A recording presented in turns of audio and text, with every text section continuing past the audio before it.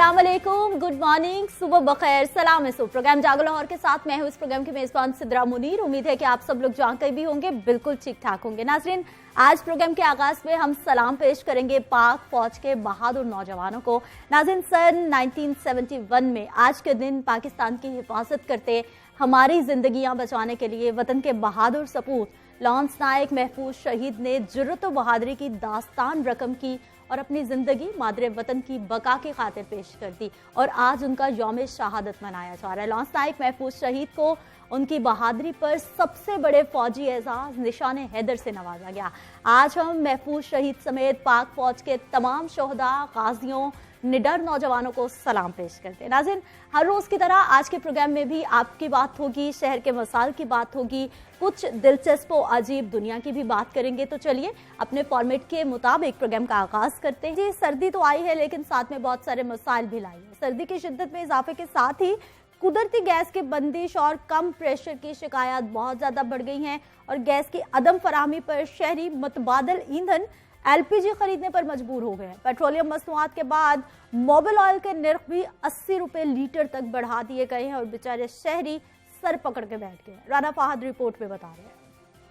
शहरियों के लिए नया इम्तिहान लाई। सर्दी की शिद्दत में इजाफे के साथ ही कुदरती गैस नायाब। शहर के मुख्तलिफ इलाकों में गैस की बंदिश और कम प्रेशर की शिकायत। दिन भर गैस दस्तयाब न होने पर शहरी मुतबादल ईंधन LPG खरीदने पर मजबूर। शहरी नाश्ता और खाना बनाने के लिए LPG सिलेंडर और लकड़ियाँ इस्तेमाल करने लगे। LPG का इस्तेमाल बढ़ते ही माफिया भी सरगर्म हो गया। मुख्तलिफ इलाकों में LPG की मनमानी कीमतें वसूल की जा रही है, जहाँ LPG 120 से 140 रुपए किलो तक दस्तयाब है। गैस बिल्कुल नहीं आती, बिल्कुल भी नहीं आती। तो थोड़ी बहुत ही गैस आती है, वो भी चली जाती है। बहुत ज़्यादा मुश्किलात का सामना करना पड़ रहा है। छोटे छोटे बच्चे हैं, नाश्ता मांगा सुबह सुबह, गैस भी नहीं आ रही थी और सिलेंडर भी खाली था। शहरियों का कहना है कि गैस का प्रेशर इंतहाई कम है, चाय बनाना भी मुश्किल है। दिन भर गैस की बंदिश रहती है और बिल मामूल के मुताबिक ही आ रहे हैं। गैस बिल भी अदा कर रहे हैं, मुतबादिल ईंधन पर भी पैसे खर्च कर रहे हैं। गैस की घरों में सूरत हाल ये है कि अब किसी के घर गैस आ ही नहीं रही। मुसलसल प्रेशर कम है या पीछे से गैस नहीं आ रही। कई जगह पे तो लाइनें डाल रही हैं। उस पेट्रोलियम मसनूआत के बाद मोबिल ऑयल की कीमतों में भी इजाफा हो गया। चंद माह में मुख्तलिफ कंपनियों और ब्रांड्स के मोबिल ऑयल के निर्ख 80 रुपए लीटर तक बढ़ गए। मुकामी ऑयल मार्केटिंग कंपनियों के मोबिल ऑयल के निर्ख 490 रुपए से बढ़कर 570 रुपए फी लीटर तक हो गए। दरामदी मोबिल ऑयल के मुख्तलिफ ब्रांड्स की कीमतें भी गैर मामूली तौर पर बढ़ गई हैं। कैमरामैन राना उमर के साथ राना फहद, दुनिया न्यूज, लाहौर। जी, सर्दी का मौसम है, गैस की जरूरत है, हमें गैस नहीं मिल रही। गर्मी का मौसम होता है, हमें बिजली की जरूरत होती है। लोड शेडिंग का ऐसा तूफान बरपा होता है कि हमें बिजली नहीं मिलती। खैर, ये अजीबो गरीब सूरत हाल है जो कि यकीनी तौर पर गवर्नमेंट के बस से भी बाहर दिखाई दे रही है। नाज़रीन, मजीद भी हम बात करेंगे कुछ आम मामलात के हवाले से, लेकिन एक ब्रेक के बाद।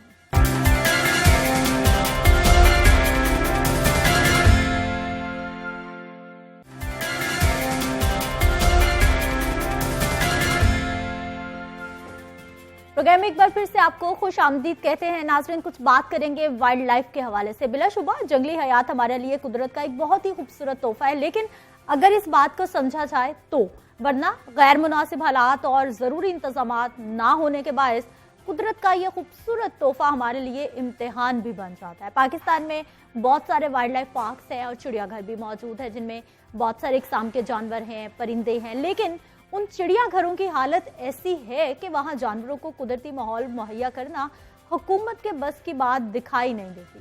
कावन की मिसाल आपके सामने है। जी, वफाकी दारुल हुकूमत इस्लामाबाद के मरकजार चिड़ियाघर को श्रीलंका की जानिब से तोहफे में मिलने वाला हाथी कावन 35 साल के बाद इस्लामाबाद हाई कोर्ट के हुक्म पर कंबोडिया वापस भिजवा दिया गया है। कावन को इस्लामाबाद के मरकजार चिड़ियाघर में रखा गया था और उन्हें छोटे जंगले इंतहाई महदूद जगह पर कैद कर दिया गया था, जंजीरों के साथ बांधा गया था और कावन को वैसी सहूलियात मुहैया नहीं की गई थी जैसे कि मिलनी चाहिए थी, जिस वजह से माहिरीन ने उस हाथी की ज़हनी और जिस्मानी सेहत पर तशवीश का इजहार किया। और गुज़िश्ता माह हमने देखा कि महकमा वाइल्ड लाइफ की नाकिस कारकर्दगी के बायस कावन को 35 साल के बाद पाकिस्तान छोड़ना पड़ा और रवां हफ्ते वाइल्ड लाइफ बोर्ड ने बबलू और सूजी नामी 2 रीछों की जोड़ी को उर्दन मुंतकिल करने का फैसला कर दिया है और वाइल्ड लाइफ बोर्ड की जानिब से इस्लामाबाद हाई कोर्ट को आगाह कर दिया गया है। अदालती फैसले में कहा गया है कि रीछों को 1 दहाई से जायद अरसा चिड़ियाघर के पिंजरों में कैद रखा गया है और चिड़ियाघर में कितनी ही बेहतर सहूलियात क्यों ना हो, वहां जानवरों के लिए हिरासती कैंप के मुतरादिफ होते हैं ये चिड़ियाघर। कैद के दौरान जानवरों को गैर फितरी रवैया नाकाबिले तस्वुर है और तकलीफ का आगाज है। एक तरफ तो ऐसे हालात हैं कि पहले से मौजूद चिड़ियाघरों में जानवरों को मुनासिब सहूलियात मुयस्सर नहीं है, उनके साथ जो है वो जानवरों से भी बदतर सलूक किया जा रहा है। तो दूसरी तरफ पंजाब हुकूमत की जानिब से सूबे के 4 पार्क्स को चिड़ियाघर में तब्दील करने का फैसला सामने आया है। इस तनाजुर में लुई भेड़ा है, बांसुरा गली है, विहाड़ी है और बहावल नगर में वाक़े नेशनल पार्क्स को चिड़ियाघर में तब्दील करने की तैयारियां शुरू की गई हैं। पहले से मौजूद चिड़ियाघरों के क्या हालात हैं, नए चिड़ियाघरों में सहूलियात कैसे मुहैया की जाएंगी, इस पे बात करने के लिए हमारे साथ खास मेहमान मौजूद है। जानवरों के राइट्स की बात करेंगे कि किस तरह से उनको माहौल मिलना चाहिए और ख़ास तौर पर पिंजरा चाहे सोने का भी हो, पिंजरा तो खैर पिंजरा ही होता है, और पाकिस्तान जैसे मुल्क में कि जहाँ पर इंसानों को सहूलियात नहीं मिल रही, वहाँ पे जानवरों को किसका ख्याल आएगा। इसी पे बात करेंगे। हमारे साथ मौजूद हैं जी प्रोफेसर डॉक्टर तहमीना असलम रांझा साहिबा हैं, एनिमल राइट्स एक्टिविस्ट हैं, आपको प्रोग्राम में खुश आमदीद कहते हैं। मोहम्मद वसीम साहब स्काइप से हमारे साथ मौजूद हैं, मैनेजर कंजर्वेशन WWF पाकिस्तान से आपका ताल्लुक है, इस प्रोग्राम में आपको भी खुश आमदीद कहते हैं। प्रोफेसर डॉक्टर साहबा, आपसे आगाज़ करना चाहूँगी कि ये नए चिड़ियाघर बनाने का फैसला किया गया है पंजाब में 4, किस तनाजुर में देखती हैं आप इस फैसले को? ठीक फैसला किया गया है, चिड़ियाघर बनने चाहिए हमारे यहाँ? Thank you very much. सबसे पहले ये जो अभी हमने रिसेंटली एग्जांपल देखी है कावान का जाना, सूजी और बबलू का जाना, ये इंटरनेशनल लेवल पर हमारे लिए एक बहुत बड़ा एम्बेरसमेंट का सोर्स है कि पाकिस्तान में एनिमल राइट्स प्रोटेक्टेड नहीं है। और इसी तनाज़र में जबकि पूरी दुनिया हमारी तरफ देख रही है कि पहले कावन और फिर अब ट्रांसपोर्टेशन हुई है रीछों की, तो उससे एक सवालिया निशान पाकिस्तान की तरफ उठ रहा है। मेरे ख्याल में उस एम्बेरसमेंट को कम करने के लिए ये अनाउंस किया गया है कि नए 4 नेशनल पार्क्स कायम किए जाएंगे, और अभी तक तो उसमें यही बात की गई कि वो बेटर होंगे, उनमें स्टैंडर्ड ऑपरेटिंग प्रोसीजर्स जो हैं वो फॉलो किए जाएंगे। लेकिन ये उस टाइम तक नहीं हो पाएगा जब तक हमारे यहाँ वो स्किल्ड लोग नहीं होंगे। हमारे यहाँ आप देखें चिड़ियाघरों में जितने लोग मौजूद हैं वो ट्रेंड नहीं है, उन्हें ये नहीं पता कि एक हाथी को कैसे डील करना है, रीछ को कैसे डील करना है, क्योंकि हर एक जानवर एक नेचुरल हैबिटेट से आया हुआ होता है और उसको डील करने का भी एक डिफरेंट प्रोसीजर होता है। तो मेरे ख्याल में इस टाइम पर जबकि पूरी दुनिया हमारी तरफ देख रही है और 4 एक नए हम अनाउंस कर रहे हैं, तो it's not a wise decision. तो हमें पहले से मौजूद जो चिड़ियाघर है उनकी हालत को इम्प्रूव करने की ज़रूरत है। ठीक, मोहम्मद वसीम साहब, सर हमें ये बताइएगा कि चिड़ियाघर हमेशा से बच्चों का बड़ा पसंदीदा एक शोबा रहा करता है, लेकिन कावन की मिसाल मैं मुसलसल इसलिए दे रही हूँ कि तकरीबन कोई 10-12 साल लगे इंटरनेशनल तंजीमों को उसकी रिहाई के लिए। कभी वो मामला हाई कोर्ट में जाता रहा, कभी वो आला अदालतों में जाता रहा, कभी सोशल मीडिया पे टॉप ट्रेंड करता रहा, और अभी भी पाकिस्तान में ये बबलू और सूजी की बात कर लीजिए कि अब इनको भी पाकिस्तान से भेजा जा रहा है। तो ऐसे में हमारे यहाँ जो पहले से मौजूद चिड़ियाघर है उनकी हालत ठीक करने की कितनी ज़रूरत है? देखिए, सबसे पहले तो हमें ये समझने की ज़रूरत है कि हमारे मुल्क में क्या लॉ एग्जिस्ट करती है जू की या एनिमल्स की वेलफेयर के हवाले से या जू मैनेजमेंट के हिसाब से। तो सबसे पहले तो हमारे पास वो उसकी कमी चल रही है नेशनल लेवल के ऊपर, और फिर जिस तरह से अभी डॉक्टर साहिबा ने भी जिक्र किया कि हमारे पास स्किलफुल लोग जो जू की मैनेजमेंट को समझते हैं वो लोग नहीं हैं। हमारे पास तालीम याफ्ता लोग नहीं हैं जो कि जू मैनेजमेंट के ऊपर जिन्होंने एज अ सब्जेक्ट इसको पढ़ रखा हो, जिन्होंने इसकी ट्रेनिंग हासिल कर रखी हो। गवर्नमेंट को अगर मजीद चिड़ियाघर अनाउंस करने भी हैं तो उसके लिए उनको सोचना चाहिए कि हमारे मुल्क के अंदर सबसे पहले तो कैपेसिटी का फुकदान है, जिसकी वजह से हम देख रहे हैं कि बहुत सारे जू की जो स्टैंडर्ड एनिमल के हवाले से जो स्टैंडर्डाइजेशन जू मैनेजमेंट की होती है वो फुकदान है। तो अगर वो हमारे पास अच्छे ब्रिलियंट और ट्रेंड लोग होंगे तो वो उन चीज़ों को अपने जू के अंदर उसकी मैनेजमेंट को बरकरार रख सकेंगे।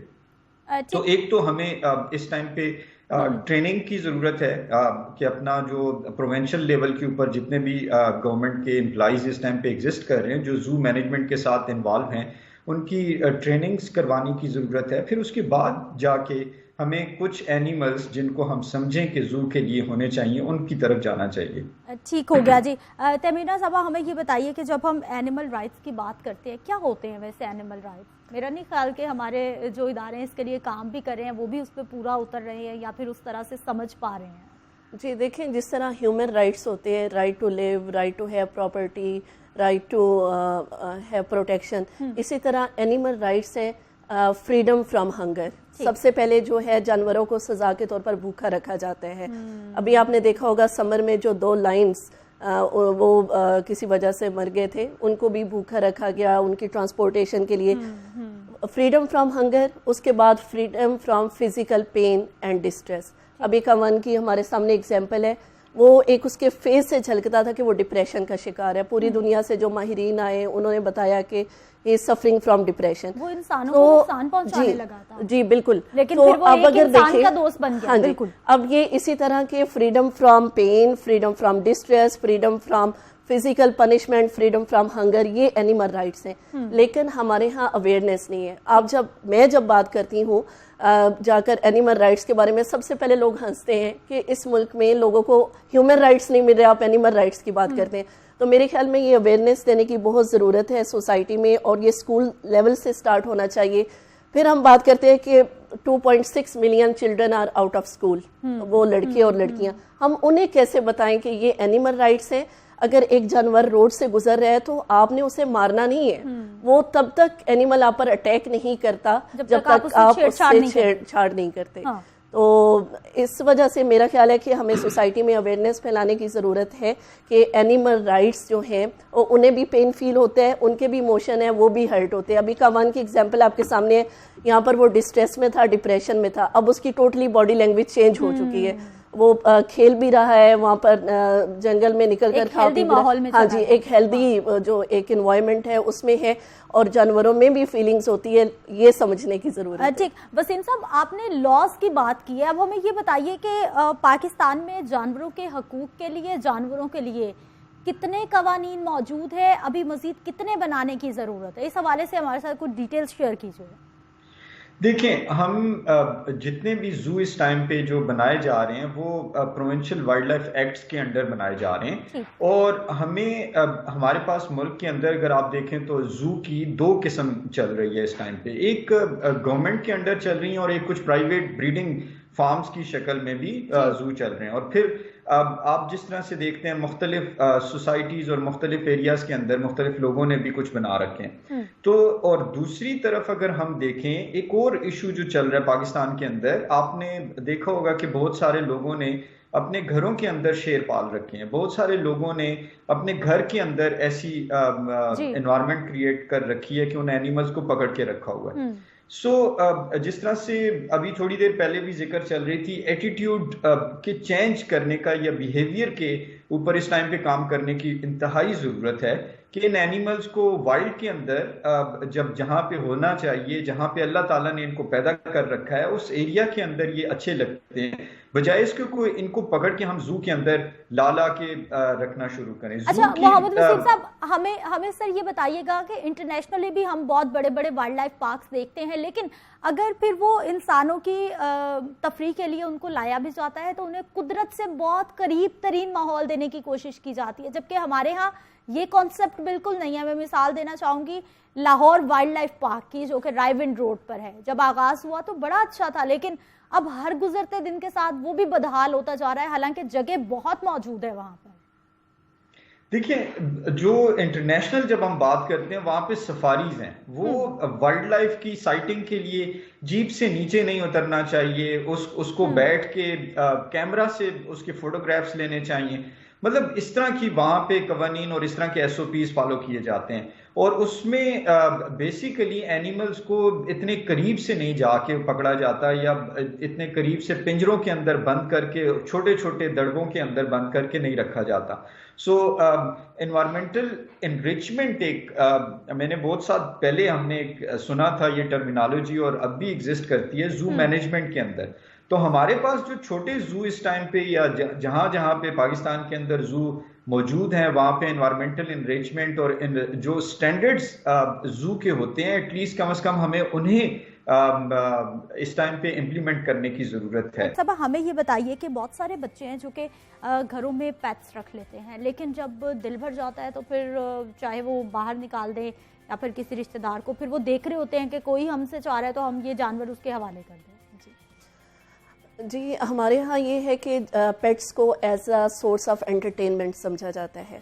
तो पहले तो ये होता था कि जब पेट्स आप किसी को गिफ्ट करते हैं या बच्चों के साथ है, वो उसका बहुत ख्याल रखते थे, बच्चों को बाकायदा उनकी फीलिंग महसूस होती थी कि इससे पेन हो रहा है या ये खुश है, तो इस तरह वो ख्याल रखते थे। लेकिन जब से टेक्नोलॉजी आई है, बच्चे अब ज़्यादातर लैपटॉप में, मोबाइल में, इन चीज़ों में बिजी हो गए हैं, तो जो घर में भी मौजूद एनिमल हैं वो भी सम टाइम निगलेक्ट होते हैं। और मैंने कहीं ऐसे अपने नेबरहुड में, फ्रेंड्स में देखा है कि 2-2 दिन ख्याल नहीं रहता कि उन्हें फीड करना है। तो उस वजह से बजाय इसके कि आप जानवरों पे उनका जो वो हंगर है उसमें आप रखें, उसके बजाय ये बेटर है कि जहाँ से वो बिलोंग करते हैं उधर ही उन्हें रखा जाए।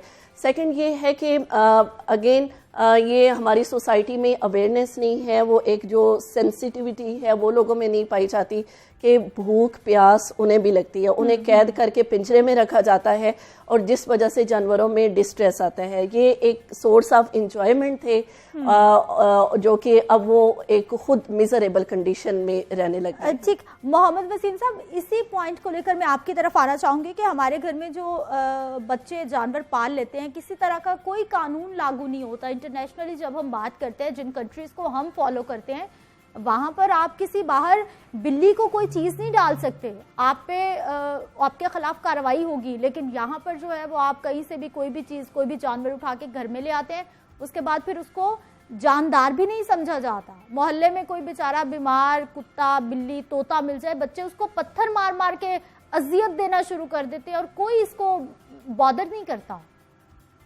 बिल्कुल, आपने दुरुस्त कहा। और आप देखिए ना, मतलब हमारे गली मोहल्लों में अक्सर आप लोगों ने देखा होगा, भालू लेके आ जाते हैं वो स्ट्रीट डांस के लिए, और उसके गले में एक पट्टा बांधा होता है और उसकी नाखून उसके निकाले गए होते हैं, उसके दांत निकाले गए होते हैं।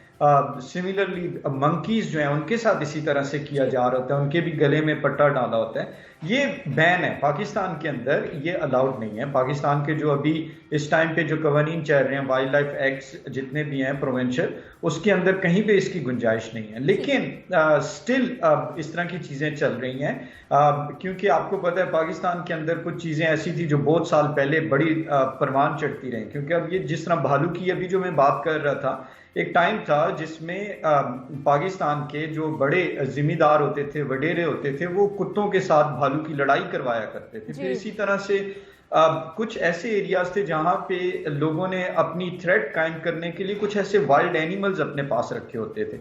सो वही चीजें जो चल रही थी, जो इलीगल थी, उनको इस टाइम पे वाइल्ड लाइफ एक्ट्स के जरिए उनको काफी हद तक उनको कवर अप किया गया है कि उनको इस टाइम पे बैन किया जाए और लोगों को इसकी तरफ मरबूत किया जाए कि मतलब ये चीजें ठीक नहीं है। लेकिन जहां पे हमारे किसी भी दोस्त को या जो लिसनर इस टाइम पे सुन रहे हैं उनको कहीं पे नजर आए कोई एनिमल, वाइल्ड एनिमल जो कि प्रोटेक्टेड एनिमल्स की भी लिस्ट है और इलीगल भी हैं, कहीं पे किसी शख्स ने घर के अंदर रखा हो तो उसकी जरूर इंफॉर्मेशन वाइल्ड लाइफ के प्रोविंशियल महकमों तक पहुंचाई जाए, ताकि उसके लिए जो इक़दाम करने होते हैं, क्योंकि वही प्रोविंस के जो डिपार्टमेंट्स होते हैं, उन्हीं की जो लॉ इन्फोर्समेंट स्टाफ होता है, वही इसके ऊपर अमल दरामद करते हैं। तो पाकिस्तान के अंदर इस टाइम पे गुंजाइश नहीं है कि ज्यादातर लोग इस तरह से करें। अगर कहीं पे है भी है तो वो इलीगल है, मोस्टली ज्यादातर वो इलीगल रखे जा रहे हैं। ठीक, डॉक्टर साहब, सोसाइटी में हर फर्द अपना किरदार अदा करता है, हमें हमारे देखने वालों को, स्पेशली बच्चों को समझाने की कितनी ज़रूरत है इसमें? देखिए, जैसे कि मैं एकेडेमिया में हूँ तो हमारा सबसे पहले स्टार्ट ही यहाँ से होता है कि हर चीज़ के बारे में अवेयरनेस देने की। तो मेरे ख्याल में सबसे बड़ी जिम्मेदारी टीचर्स पे है। टीचर जो बच्चे सबसे ज़्यादा बात टीचर की मानते हैं, इवन घरों में माओ को भी कहते हैं कि नहीं मेरी टीचर ऐसे कह रही थी। तो मेरे ख्याल में ये टीचर्स पर सबसे बड़ी रिस्पॉन्सिबिलिटी है कि वो अवेयरनेस दे कि एनिमल जो है उनमें भी लाइफ है, वो भी पेन फील करते हैं। जब आप बच्चों का छोटा इस तरह एक जरखेज़ दिमाग होता है, मासूम होते हैं, उन्हें जब आप कोई चीज़ फीड करते हैं तो वो फॉर लाइफ हो जाता है। तो सबसे पहले ये टीचर्स की जिम्मेदारी है। फिर इस तरह के स्कूल में आप इस तरह की एक्टिविटीज़ करवाएं, अवेयरनेस कैंपेन स्टार्ट करें। जिस तरह मतलब हम ड्रामाज में एक्ट करवाते हैं, डांस करवाते हैं, तो वाई नॉट कि आप सोसाइटी में एक हेल्दी कंट्रीब्यूशन करें। तो फिर उसके बाद सेकंड पेरेंट्स की बहुत जिम्मेदारी है। बड़ी माँ की गोद जैसे कि सबसे पहली दरसगाह होती है, माओं को समझने की ज़रूरत है। बच्चों को समझाएं कि आप गली में से जो जानवर गुजर रहा है, ज़रूरी नहीं कि आपने उसे पत्थर से मारना है, आप आराम से साइड से भी गुजर सकते हैं। Thirdly, being part of this society, मैं हमेशा लोगों को कहती हूँ कि सोसाइटी की जिम्मेदारियाँ, ये कुत्तों की, ये मुर्गों की लड़ाइयाँ जो है ना, प्लीज़ इस कल्चर को बस कर दें। ऑलरेडी बहुत वायलेंट कल्चर है, उसमें कंट्रीब्यूट करें। क्यों आप एक अपने शुगल के लिए मासूम जानवरों को लड़ा रहे हैं? बच्चों के जो रवैये हैं वो भी पुरतशद्दुद होते चले जाते हैं। जब इस तरह के वाकयात, वो बचपन से उन्हें बॉदर नहीं किया जाता कि भाई ये बुरी चीज़ है, उसको बड़े फख्र से पेश किया जाता है। वसीम साहब, हमें ये बताइएगा, आपने ब्रीडिंग फार्म हाउसेस की बात की है जहाँ पे वाइल्ड एनिमल्स को, बहुत सारे लॉइन हमने देखा कि लोगों ने रखे हुए हैं। सोशल मीडिया पर ऐसी तशहीर की जाती है, किसी भी बंदे को जाकर वो वाइल्ड लाइफ एनिमल के साथ वो वीडियोस बना रहे हैं, तस्वीर बना रहे हैं, सोशल मीडिया पर अपलोड किए जा रहे हैं और कोई पूछने वाला नहीं है। अच्छा, इसमें भी जो एग्जॉटिक स्पीशीज हैं उनके ऊपर, उनके पाकिस्तान में लाने के ऊपर अभी तक कोई ऐसा बैन नहीं है। वो ला के रखे जा सकते हैं, लेकिन उनको रखने के लिए फिर वही बात आती है, क्या आया उस जो शख्स रख रहा है और फिर उस शख्स के पास इतने वसाइल हैं कि उस एनिमल को उस तरीके से, अच्छे तरीके से रख सके। और इसकी तरफ भी फिर थोड़ा सा ये आता है कि जो लाइसेंस इशू करने वाली जो डिपार्टमेंट्स होते हैं, उन्हीं का ये रिस्पॉन्सिबिलिटी भी होती है कि वो उसको रेगुलरली मॉनिटर करें कि क्या वो जो एनिमल उसने मंगवाया हुआ है बाहर से, उस एनिमल को उसने जितने साइज का केज या जितनी उसको फैसिलिटीज उसने परमिशन लेते हुए मेंशन कर रखी थी अपनी डॉक्यूमेंट के अंदर, क्या वो एग्जिस्ट भी करती हैं कि नहीं उस शख्स के पास। और जिस तरह से उसकी खाने की रिक्वायरमेंट, रहने की रिक्वायरमेंट, क्या वो एग्जिस्ट कर रही हैं कि नहीं। तो थोड़ा सा ये 2 वे प्रोसेस हो जाता है, क्योंकि मोस्टली जो फोटोग्राफ्स आप जिनका जिक्र कर रही हैं वो एग्जॉटिक स्पीशीज लोगों ने पाकिस्तान के अंदर है। बहुत शुक्रिया मोहम्मद वसीम साहब प्रोग्राम में शामिल होने के लिए। डॉक्टर साहब, आपका भी बहुत शुक्रिया। आपसे बस यही कहूंगी कि अगर आपके घर में कोई परिंदे जानवर हैं तो प्लीज उनका ख्याल कीजिए, वो भी जानदार हैं। वापिस आते हैं शॉर्ट ब्रेक के बाद।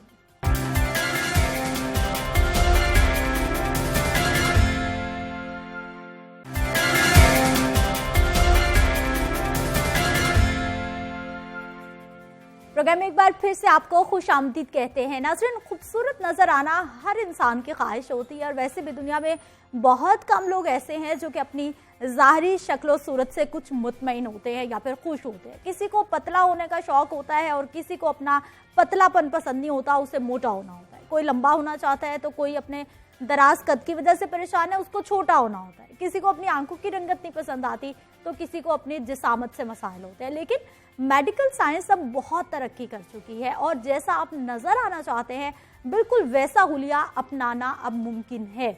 मेडिकल साइंस और कॉस्मेटिक इंडस्ट्री की तरक्की की बदौलत मर्दों खातीन के लिए खूबसूरती बढ़ाने के लिए बहुत सारे तरीके मुतारिफ हो चुके हैं और इन्हीं में से एक कॉस्मेटिक सर्जरी भी है, जिसे एस्थेटिक या फेशियल सर्जरी भी कहा जाता है। ये तो कॉस्मेटिक सर्जरी का ताल्लुक सिर्फ खवातीन से नहीं है, लेकिन अच्छा नज़र आने की ख्वाहिश के पेश नज़र इसे मर्दों के मुकाबले में खातीन की ज़्यादा तादाद अपनाने लगी है। और कॉस्मेटिक सर्जरी चेहरे के मुख्तलिफ हिस्सों के लिए की जा सकती है, जैसा कि आंखें हैं, कान है, नाक है, चेहरे के किसी भी हिस्से की झुर्रियों के लिए, गाल या होंठों के लिए की जा सकती है। बाज़ औक़ात कॉस्मेटिक सर्जरी के नुकसानात भी सामने आ सकते हैं। वो किस सूरत में हो सकते हैं और ये नुकसानात ख़तरनाक हद तक भी हो सकते हैं। इस मौजू पर आज हमने बात करनी है कि आखिर ये प्लास्टिक सर्जरी, कॉस्मेटिक सर्जरी है क्या, कितनी इक़साम की होती हैं, करवाने के बाद आपको क्या एहतियात करनी है और इसके मुज़र असरात से कैसे बचा जा सकता है। इसके साथ हम बात करेंगे जी हम अपनी खुराक में कौन कौन सी तब्दीलियां लाकर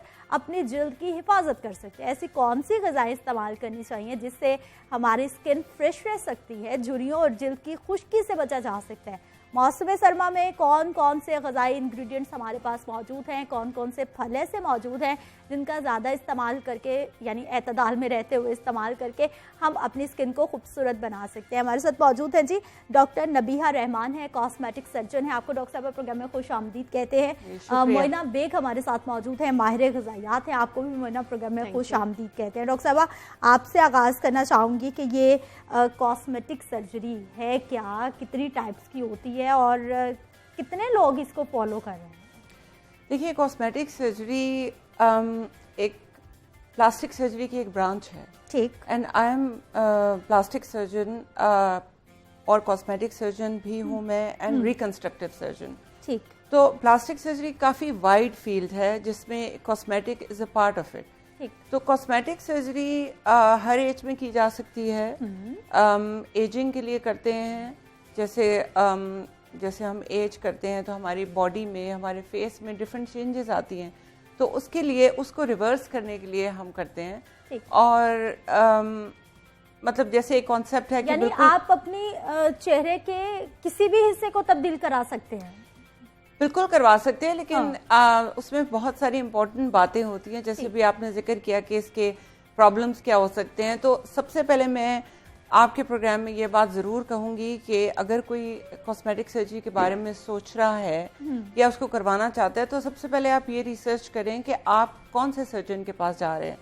क्या वो सर्जन क्वालिफाइड है, क्या वो सर्जन ट्रेंड है, क्योंकि ये बहुत ज़्यादा ज़रूरी है। एग्जैक्टली डॉक्टर साहब, इस पे हम ज़रूर बात करेंगे मजीद भी, लेकिन पहले मुझे बताइए कि सबसे ज़्यादा केसेस, सबसे ज़्यादा लोग, ख़वातीन मर्द हज़रात जो आपके पास आते हैं, उनको अपने फेस के कौन से पार्ट से प्रॉब्लम होता है, किसको चेंज कराना चाहते हैं? देखिए, ये हर एज में एक डिफरेंट प्रॉब्लम होती है। फॉर एग्जांपल, मेरे पास बच्चे भी आते हैं, लाइक स्कूल गोइंग बच्चे, और उनके कान जैसे प्रोमिनेंट होते हैं ना, जिसको मतलब उर्दू में या लोग तंग करने के लिए कहते हैं कि ये, मतलब इंग्लिश में तो उसको कहते हैं बैट ईयर या प्रोमिनेंट ईयर। तो यहाँ पर लोग छेड़ते हैं बच्चों को कि खड़कन्ने कान, फॉर एग्जाम्पल। बड़े बड़े कान होते हैं कुछ लोगों के, वो बड़ा परेशान करते हैं लोगों को। बिल्कुल। तो वो लड़कियों को बहुत प्रॉब्लम है इसकी कि जब वो अपने हेयर टाई करती हैं तो उनके कान प्रोमिनेंट होते हैं, और जब स्कूल जाते हैं बच्चे तो वो बुली होते हैं बहुत ज़्यादा। एग्जैक्टली ये हमारे यहाँ एक बहुत बड़ा प्रॉब्लम है। मोइना, ग़िज़ाओं की मदद से हम किस हद तक अपनी स्किन को फ्रेश रख सकते हैं, ज़्यादा देर तक हम जवान रह सकते हैं? देखें, जो स्किन हेल्थ है definitely it's the reflection of your internal health. आप जो खा रहे हैं वो आपकी स्किन पे नज़र आ रहा है। आपकी गट हेल्थ कैसी है, आप डेली क्या ले रहे हैं, आपकी डाइट किन मैक्रोज पे कंसिस्ट करती है, सारा आपकी स्किन रिफ्लेक्ट करती है। सेकेंडली मैं ऐड करूँगी कि हमारी स्किन जो है वो रीजनरेट करती है every 28 days.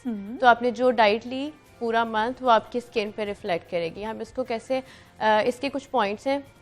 Number one tip ये है कि बैलेंस डाइट, जो कि सारा फाउंडेशन है पूरी स्किन हेल्थ का। Secondly, protein and vitamin C are the building blocks of collagen, जो हमारी स्किन बनाता है। प्रोटीन में अगर आप बैलेंस डाइट ले रहे हैं तो प्रोटीन आप इनफ आपकी पूरी हो रही है, मीट की फॉर्म में, वेजिटेबल प्रोटीन की फॉर्म में। सेकेंडली, विटामिन सी, जो अगर आप फ्रेश फ्रूट्स, वेजिटेबल्स, जैसे विंटर में अब आप ऑरेंजेस ले रहे हैं, ग्रेप फ्रूट ले रहे हैं, तो आपका विटामिन सी पूरा हो रहा है। Secondly, omega 3 fatty acids control oil production skin, inflammation को रोकते हैं, एक्नी को, उस सारे को ओमेगा 3 बैलेंस कर रहे होते हैं। और ये इंग्रेडिएंट हमें कौन सी चीज़ों से मिलेंगे? ओमेगा 3 आप नट से ले सकते हैं, नंबर वन। फिश से, फिश की फॉर्म में ले सकते हैं। इसके अलावा जो सीड्स, नट्स, फ्लैक्स सीड्स, ये सारे ओमेगा 3 कंटेन करते हैं। ठीक। जो डोंट्स हैं स्किन में, जो आप कह रही हैं कि रिंकलिंग, नंबर वन तो हाइड्रेशन। जब तक आप हाइड्रेट नहीं रखेंगे, आपकी स्किन ड्राई लॉन्ग टर्म के लिए रहेगी, तो वो रिंकल प्रोन हो जाएगी। सेकेंडली, शुगर, एक्स्ट्रा शुगर जो है वो बाइंड कर जाती है कोलेजन से, और वो ग्लाइकेशन प्रोसेस एक होता है जिसकी वजह से वो स्किन की इलास्टिसिटी कम कर देती है। ठीक, इस पे हम मजीद भी बात करते हैं। डॉक्टर साहब, हमें ये बताइए कि स्किन रिलेटेड हर इशू का अब इलाज मौजूद है? जी, ऑलमोस्ट सब हैं। और ज़्यादातर जो ख़वातीन है, जैसा कि पहले मैंने फेस के बारे में पूछा, उनके मसाइल क्या होते हैं वैसे स्किन से रिलेटेड?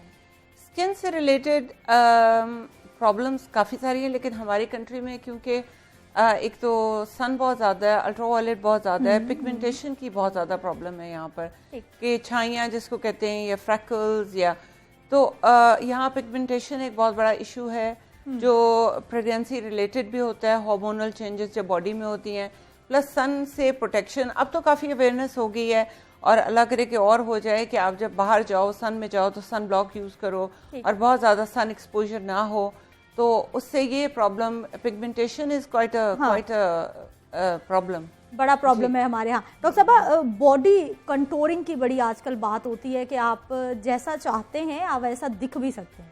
बिल्कुल, इसके हवाले से हमें बताइए कुछ।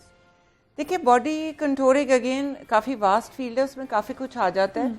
जैसे प्रेगनेंसी और डिलीवरीज के बाद मेनली औरतों की जो बॉडी है वो चेंज होती है बहुत ज़्यादा, जिसमें आपकी पूरी बॉडी लूज हो जाती है, या आप वेट गेन करते हो तो उससे आपके ऑब्वियसली कंटूर चेंज होता है। फिर ये कि प्रेगनेंसीज के बाद, डिलीवरीज के बाद आपके पेट के मसल्स लूज हो जाते हैं, पेट ढलक जाता है। और डॉक्टर साहब, हमारे यहाँ तो मोटापा भी तो एक बहुत बड़ा इशू बन चुका है ना? बिल्कुल, जी जी, मोटापा भी बहुत बड़ा इशू है। फिर आप जब वेट लूज करते हो तो आपकी स्किन लूज हो जाती है। तो ये सारी जो चीज़ें ये आपकी बॉडी को इफेक्ट करती हैं बेसिकली। तो बॉडी कंटूरिंग में प्लास्टिक सर्जन या कॉस्मेटिक सर्जन उसको दोबारा से रीशेप करते हैं बॉडी को। तो उसमें बहुत सारे प्रोसीजर्स हैं, जिसमें लिपोसक्शन इज़ वेरी कॉमन, और उसके अलावा टमी टक है, और डिफरेंट तरह की थाई लिफ्ट्स हैं, जैसे थाई लूज होगी, स्किन लटक गई है। उसके बाद एहतियात क्या करनी होगी? आपको कुछ खाना पीना कंट्रोल करना होगा, कुछ एक्सरसाइज करनी होगी, क्या करना होगा आपको? देखिए, एक्सरसाइज और बैलेंस डाइट तो बहुत ज़रूरी है, वो तो एक फाउंडेशन है, वो तो हर एक को करना चाहिए। मगर ये चीज़ें बहुत हेल्प करती हैं। जैसे एक पेशेंट है मेरे पास, परसों ही मैंने एक पेशेंट की सर्जरी की है। शी वॉज डूइंग डाइटिंग, इतनी ज़्यादा डाइटिंग, एक्सरसाइज, सब कुछ वो कर रही थी, लेकिन उनके सर्टेन एरिया से फैट नहीं जा रही थी। और शी वॉज सो मतलब कंसर्न, उनका कॉन्फिडेंस इफेक्ट हो रहा था इससे, उनको मतलब वो इतनी शाय फील करती थी, और वो खुद भी प्रोफेशनल हैं और वो मर्दों के साथ काम भी करती हैं। तो वो all the time she was so concern, so conscious. और जब मैंने उनकी सर्जरी की, अभी मैंने परसों उनकी सर्जरी की है, एंड शी वॉज लिटरली इतनी खुश हैं वो कि मैं आपको बयान नहीं कर सकती कि वो, उनको लगता है कि नई जिंदगी उनको मिल गई है। सही। हमें ये बताइए कि जंक फूड, हमारे सोडा ड्रिंक्स हमारी स्किन के लिए कितने खतरनाक? वो 2 पॉइंट्स। एक तो high glycemic index. High glycemic index जिस फूड का होगा वो एक्नी से रिलेट करेगा, और इसमें सोडास में, बेकरी प्रोडक्ट्स में, white breads, burger buns, they are high glycemic index food, number 1। Number 2 ये कि एक्स्ट्रा शुगर, जो oily foods, deep fried foods, जो फ़ौरन से प्रोसेस होकर आपके एक्स्ट्रा शुगर्स बन रहे हैं, वो आपके कोलेजन के साथ बाइंड कर रहे हैं, आपकी स्किन की इलास्टिसिटी दूर हो रही है, आप रिंकल्स के प्रोन हैं, आप एक्नी के प्रोन हैं, आपकी स्किन में वो फ्रेशनेस नहीं है। इसको आप बैलेंस आउट करें फ्रेश फ्रूट्स, वेजिटेबल्स से, तो इसका इफेक्ट हम सही कर सकते हैं। अच्छा, सर्दी के मौसम में पानी का इस्तेमाल तो बहुत कम हो जाता है, तो ऐसे में स्किन डिहाइड्रेट, इसको हम कहते हैं विंटर डिहाइड्रेशन, कि आपको थर्स्ट उतनी नहीं होती, लेकिन आपको डिहाइड्रेशन के साइंस आ रहे हैं, क्रैक लिप्स हैं, आपके डिजीनेस हो रही है, हेडेक है, टायर्डनेस है। तो आपने विंटर में भी उसी तरह से अपना जो आपकी बॉडी रिक्वायरमेंट है, जो वेट है, जो आपका एज वेट के हिसाब से आपको फ्लूइड रिक्वायरमेंट है, वो पूरी करनी होती है। आइदर आप फ्रूट्स जूसेस से लेते हैं, वाटर से लेते हैं, लेकिन वो आपने उसी तरह पूरी करनी है जैसे समर में करनी है। क्योंकि जो विंटर डिहाइड्रेशन है, क्योंकि ये उसके साइंस ऐसे नहीं है, क्योंकि हम स्वेट नहीं कर रहे और हमें बार बार वो नहीं हो रहा, लेकिन वो इफेक्ट हमें उसी तरह से करी होती है जैसे समर में डिहाइड्रेशन। अच्छा, कोई इंग्रेडिएंट्स भी हमारे पास, कोई फ्रूट्स, वेजिटेबल, कोई ग्रुप्स ऐसे हैं कि जिनमें पानी की खासी मिकदार मौजूद हो, कि अगर हम डायरेक्ट पानी नहीं पी रहे तो हम उससे कमी फॉर्म में ले रहे हैं? ऑरेंजेस नंबर 1, जो ये विंटर में हमारे पास सबसे बड़ा गिफ्ट है कि वो 90% वाटर है। कुकम्बर्स, इसी तरह सारे फ्रूट्स, वेजिटेबल्स जो हैं वो आप उसका काफ़ी पोर्शन जो होता है वो फ्लूइड होता है। सेकेंडली फाइबर होता है। एक तो दोनों चीज़ें ऐसी हैं जो आपकी हाइड्रेशन में हेल्प कर रही होती हैं। अच्छा डॉक्टर साहबा, हमें ये बताइए कि अब ये हम प्लास्टिक सर्जरीज की बात कर रहे हैं, कॉस्मेटिक सर्जरीज की बात करें, इनके साइड इफ़ेक्ट्स क्या होते हैं?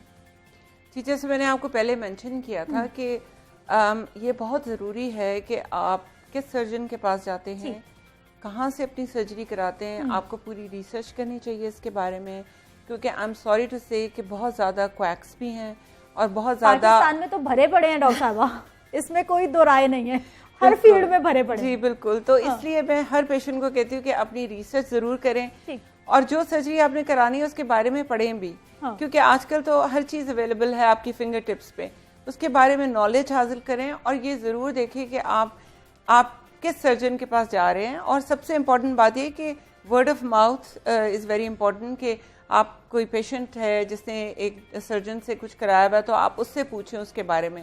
देखिए प्रॉब्लम यही है कि अगर आप रोड पे भी जाते हैं, आपको ड्राइविंग नहीं आती तो आपका एक्सीडेंट ज़रूर होगा। बिल्कुल। इसी तरह अगर आपको सर्जरी, आप ट्रेंड नहीं है जो सर्जन। अच्छा, अब मुझे दोनों के हवाले से मैं साइड इफेक्ट्स पूछती हूँ। अगर आप किसी खतरनाक सर्जन के हत्थे चढ़ जाते हैं जो कि एक्चुअल सर्जन नहीं है, फिर क्या साइड इफेक्ट्स होंगे, फिर क्या होने वाला है? देखिए हर सर्जरी के साइड इफेक्ट्स बहुत ज़्यादा हो सकते हैं।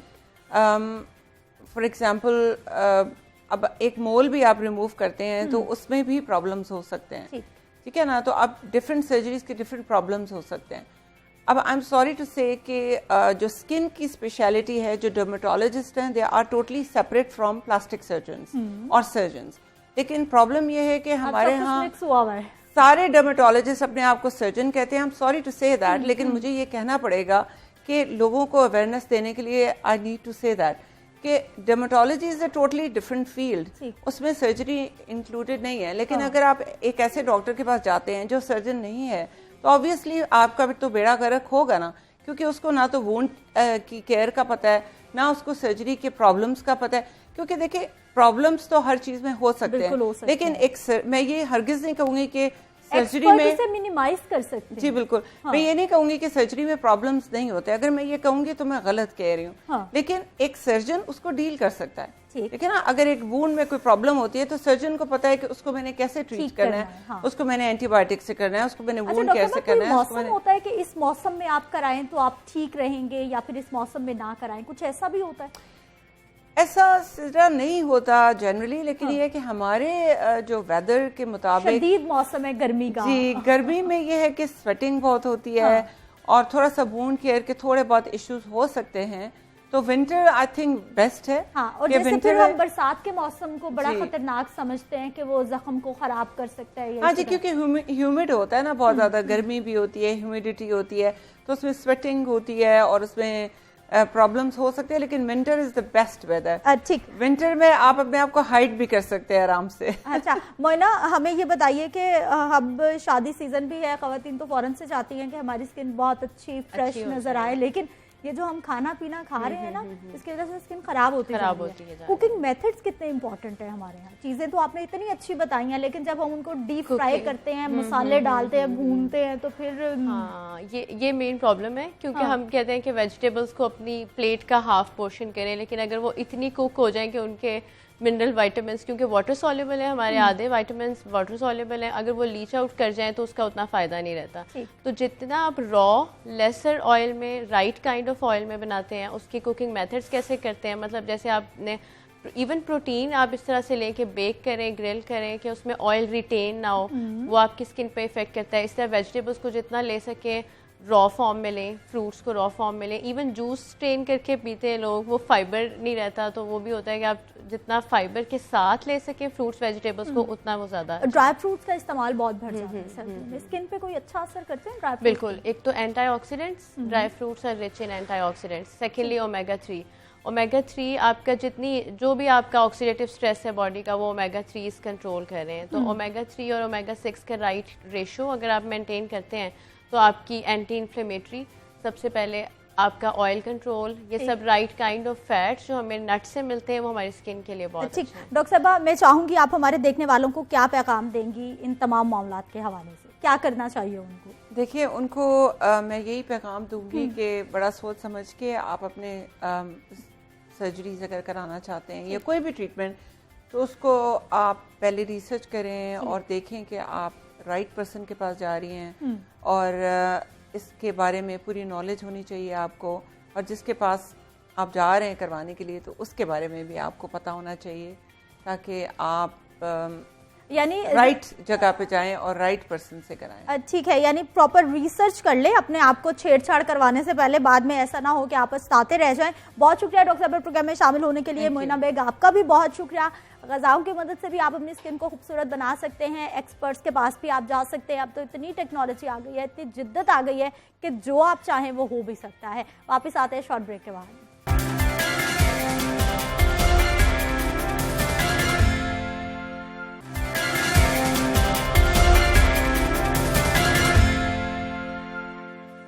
प्रोग्राम में एक बार फिर से आपको खुश आमदीद कहते हैं। नाज़रीन, आज कुछ बात करने वाले हैं हम पाकिस्तानी हीरोज़ के हवाले से और ख़ास तौर पर 18 दिसंबर के हीरोज़ के हवाले से।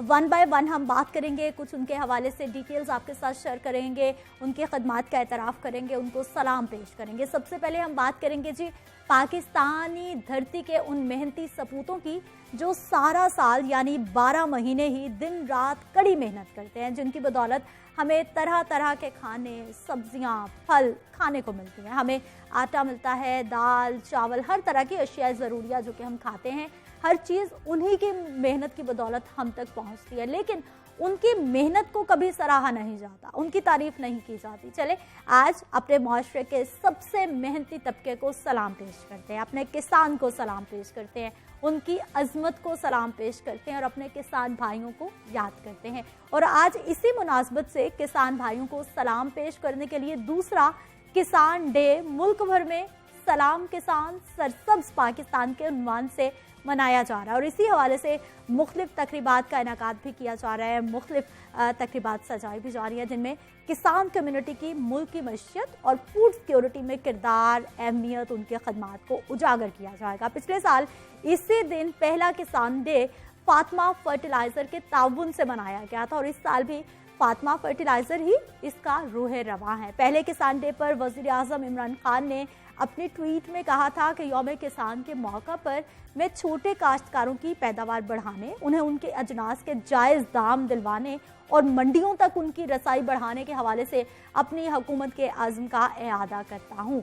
हम एहसास प्रोग्राम के ज़रिए किसानों को सेहत इंसाफ कार्ड और उनके बच्चों के लिए तालीमी वज़ाइफ की फराहमी भी यकीनी बना रहे हैं, ऐसा कहना था वज़ीर आज़म इमरान खान साहब की जानिब से।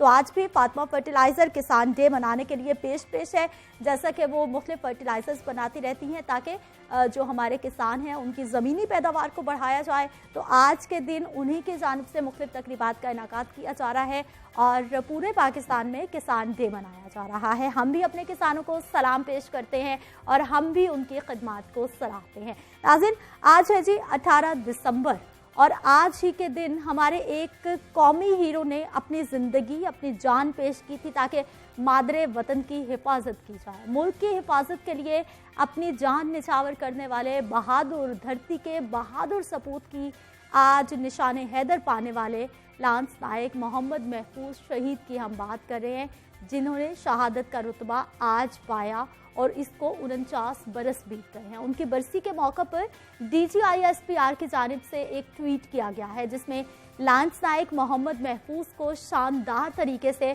खराज अकीदत पेश किया गया है और कहा गया है कि शहीद मोहम्मद महफूज का हौसला और जंग के मैदान में इंतहाई बहादुराना इक़दामात मादरे वतन के तमाम मुहाफिजों की तकलीद करने की एक उम्दा मिसाल है। लांस नायक मोहम्मद महफूज शहीद की अगर हम कुछ बात करें तो 1971 की जंग में उस वक्त वो वाघा अटारी सेक्टर में तैनात थे और 16 दिसंबर 1971 को जब जंग बंदी का ऐलान हो गया था कि अब जंग नहीं लड़ी जाएगी, सब कुछ खत्म हो जाएगा, रुक जाएगा, तो पाक फौज ने अपनी कार्रवाइयों को बंद कर दिया था, रोक दिया था। लेकिन दुश्मन ने इस मौके से फायदा उठाया और पुल कंजरी का जो इलाका पाक फौज के कब्जे में आ चुका था, वापस लेने के लिए 17 और 18 दिसंबर के दरमियाने शब जबरदस्त हमला कर दिया और लांस नायक मोहम्मद महफूज शहीद ने बड़ी शुजाअत, दलेरी से मुकाबला करते हुए दुश्मन की गोलाबारी से शदीद जख्मी होने के बावजूद गैर मुसल्लह हालत में दुश्मन के बंकर में घुसकर हिंदुस्तानी फौजी को दबोच लिया था और 17 दिसंबर को ऐसी हालत में जामे शहादत नोश फरमाई थी कि मरने के बाद भी दुश्मन की गर्दन उनके हाथों के आहनी शिकंजे में थी। उन्होंने बड़ी शुजाअत और दलेरी से दुश्मन का मुकाबला किया और उनकी इसी बहादुरी के एतराफ़ में पाक फौज के सबसे बड़े आला तरीन फौजी एजाज़ निशाने हैदर से उनको नवाजा गया था। तो आज हम भी उनको सलाम पेश करते हैं, बल्कि हमारे पाक फौज के तमाम शोहदा को, तमाम गाजियों को, हमारे पाक फौज के तमाम जवानों को हम सलाम पेश करते हैं जो कि गर्मी के मौसम में, सर्दी के मौसम में, सख्त मौसम की शिद्दत में भी हमारी हिफाजत के लिए सरहदों पर पेश रहते हैं। आगे बढ़ते हैं और अब कुछ बात करते हैं सुर और संगीत की दुनिया की। बरे-सगीर के नामवर मौसीकार रशीद अत्रे की आज बरसी मनाई जा रही है और रशीद अत्रे का असल नाम अब्दुल रशीद था और वो 1917 में भारतीय शहर अमृतसर में पैदा हुए थे। उनके वालिद खुशी मोहम्मद का भी अपने दौर के नामवर मौसीकारों में शुमार होता था। रशीद अतरे ने फ़न मौसीकी का आगाज़ तकसीम हिंद से कबल 1942 में बनने वाली फिल्म शीरी फरहाद से कर दिया था और उसके बाद मुंबई में 6 फिल्मों की मौसीकी तरतीब दी। क़याम पाकिस्तान के बाद उनकी फिल्म शहरी बाबू की मौसीकी के लिए रशीद अतरे को चुना गया, जिसके गानों ने तहलका मचा दिया, धूम मचा दी। उनके मशहूर गीतों में आए मौसम रंगीले सुहाने, दिला ठहर जा यारदा नज़ारा लैन दे, बावरी चकोरी करे दुनिया से चोरी चोरी, सदा हूँ अपने प्यार की, मुझसे पहली सी मोहब्बत, मेरे महबूब न मांग, ये वो तमाम गाने हैं जो उन्होंने कंपोज किए और ये हमेशा के लिए अमर हो गए। नाज़रीन, मुझे आपने इजाज़त देनी है क्योंकि प्रोग्राम का वक्त इख्तिताम को पहुंच चुका है। इंशाल्लाह कल सुबह हमारी मुलाकात होनी है। मुझे इजाज़त दीजिए। अल्लाह निगहबान।